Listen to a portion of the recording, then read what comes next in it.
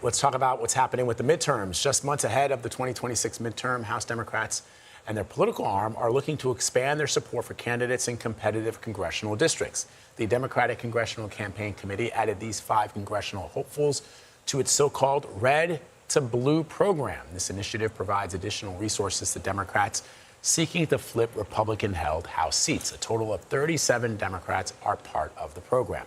The announcement of these new additions comes as many are questioning the direction of the Democratic Party following a wave of progressive insurgent victories across the United States. So I want to bring in Democratic strategist Ameshia Cross. She was a communications advisor for the Obama campaign in 2012. Ameshia, great to see you. So let's talk first about what's different regarding the momentum of the Democratic Party now compared to the Obama era. What kind of hurdles, I guess, are party leaders still having to face?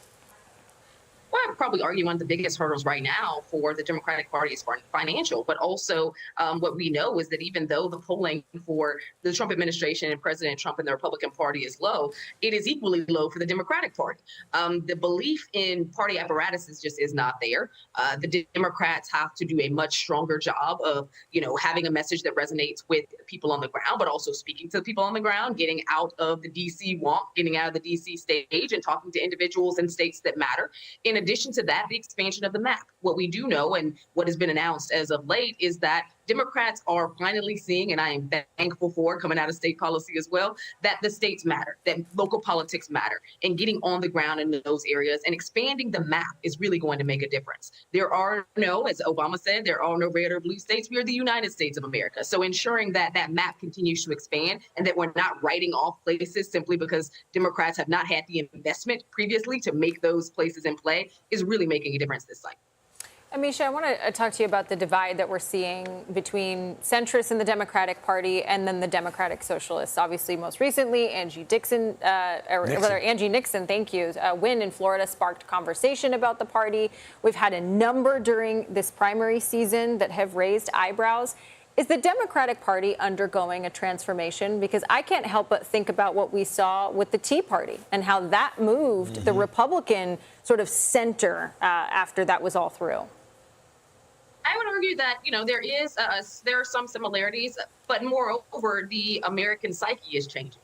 I think that the Democratic Party is having to reckon with, and the Republican Party as well, to that extent, having to reckon with an American population that is a lot more populist, one that is driving the conversation when it comes to, and driving the narrative when it comes to affordability, because they see their bills. They can't afford rent. They can't afford to buy a home. Many people are having a hard time finding that first job, much less maintaining them as they grow older. We're seeing, some of the highest rates of unemployment and underemployment that the nation has had to grapple with. These are realities. The healthcare crisis. People cannot afford to walk into what we all call the American dream. That is a reality. And for the Democratic Party, they are essentially getting their sea legs and how to have that conversation. For a party that was seen for decades as the party of the working class, and now to be castigated as a party of elites, they are having to recalibrate to make it make sense. So the people who identify as Democratic Socialists, they are actually speaking to the needs of the people. And the Democrats who may not identify as that, but are more in the moderate wing, are also learning how to walk the walk and talk the talk when it comes to policies that actually make sense to people in their pocketbooks back home. That is the schism. It is affordability, affordability, affordability. Can you make it make sense for people whose dollars are not stretching? If you cannot do that, you will not get elected. All right, let me ask you about this. Senator Jon Ossoff made headlines this past week, and he went viral for taking digs at President Trump's aide, Natalie Harp, during a Georgia rally on Sunday. What does this say about perhaps a different approach that Democrats are taking to reorient the way people think about the way Democrats have played in this space before? Obviously, the president of the United States has always used coarse language, specifically when it comes to women. And Democrats generally, there have been some instances have not, the old Michelle Obama, when they go low, we go high, had been generally the mantra for a lot of Democrats. But you're starting to see a shift with guys like Ossoff and even Gavin Newsom sort of taking digs or taking a page out of the playbook that the president has used effectively for his base. Democrats have followed the old notion of turning the other cheek for way too long. What we know is that voters like to see fighters. They like to see people who can take a punch. They also like to see people who can give that punch back. Donald Trump has been known to punch down. And unfortunately, in a lot of cases, those have been demeaning against women, very demeaning against people of color, Black people specifically.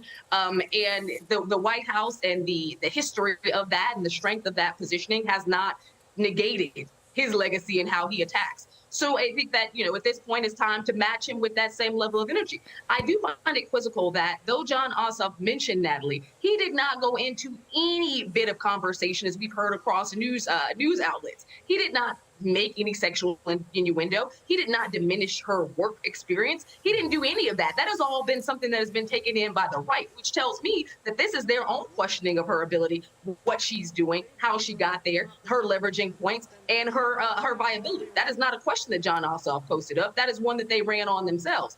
That shows that they have their own issues with her and her positioning. But I do think that for Democrats, meeting the same energy that they have been met with time and time again and been attacked with is a strategy that is workable. And Jon Ossoff is showing himself as a star on the field, and I don't think that he should stop putting his foot on the gas. Well, I guess my point is that if we thought it wrong when the president did it, it should also feel wrong when Jon Ossoff does it, only because, just like the president of the United States, he's a senator in the United States Senate using his platform. And even though he doesn't make any he doesn't allude to anything sexual happening between the president and Natalie Harp, it's the internet, of course, that makes it a thing. By dropping it out there, and you know this, you're a communications expert, if you drop it out there, people are going to think something's going on. And so if it's not okay for Donald Trump to do it, it shouldn't be okay for Jon Ossoff. And what I would just add to that is I remember when the president would go after President Biden, when they were running against each other, it was for, he's old, he doesn't know what he's doing,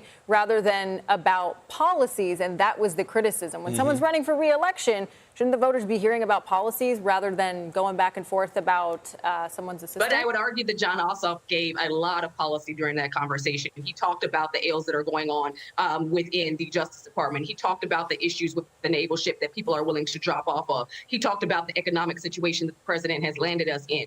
He also mentioned a woman's name. He said Natalie. I can say Natalie any given time of the day.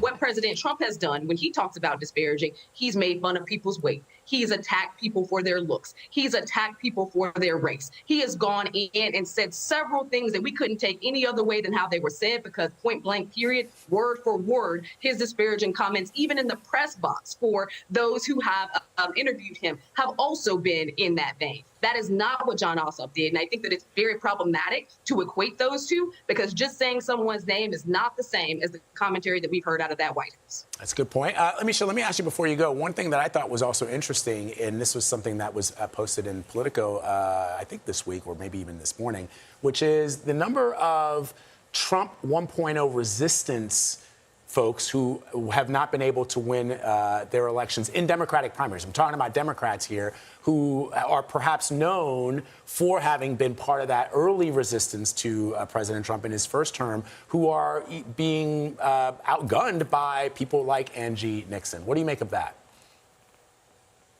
I think that there are people who didn't read the room. A lot has changed since 2016. A lot on the ground has changed since 2020. The post-pandemic era and the pandemic relief efforts, many people still are having a hard time feeling that back home. And if you're not talking about and mentioning those feelings and drawing in on the exasperation that people feel in terms of being overburdened by the cost, and it's not just a feeling, it's a reality for these people, point blank, period. However, we still see people trying to run back a campaign that is Trump bad, this candidate good. No one wants to hear that. They want to hear what you're going to do to help them to survive in an economic situation where way too many Americans are they simply cannot afford to buy groceries. This is a realistic America, and we have to be able to address those issues head on. And if you cannot, and if you're playing back the greatest hits of 2016 and 2020, you deserve to lose. Ameshia Cross, really great having you. Thank you very much for your perspective. We appreciate it. Thank you.